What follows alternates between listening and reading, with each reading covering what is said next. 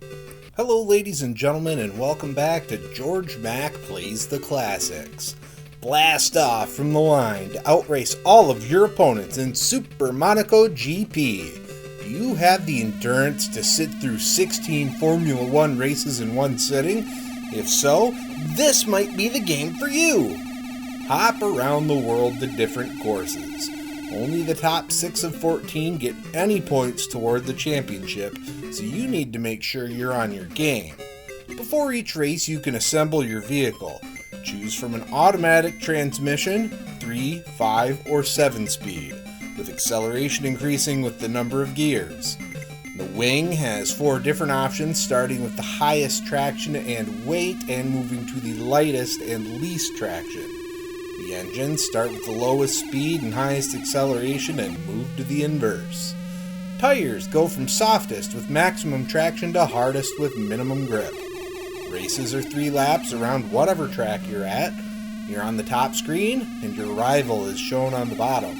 You can be on the same screen as one another and occasionally run into other racers on the track.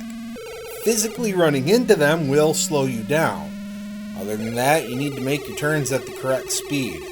Playing on automatic gives you little control on the speed you're taking corners, so be prepared to brake.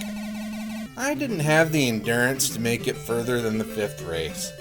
That in itself took about 45 minutes, and the prospect of having to play for another 2 hours turned me right off.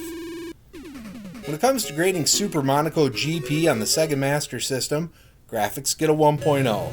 The background moves as you turn. That's the only nice thing I have to say. Sound gets a 1.0. Pretty awful.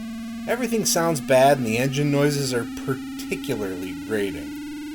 Gameplay gets a 0.5. The controls are quite awful. I can't even come up with something good to say about them. Difficulty gets a 1.0. Overtaking the bottom screen AI is near impossible unless they are driving a stick and keep farting around with shifting like an idiot. Fun factor gets a 0.5. This isn't a fun racing game as there is nothing entertaining about it.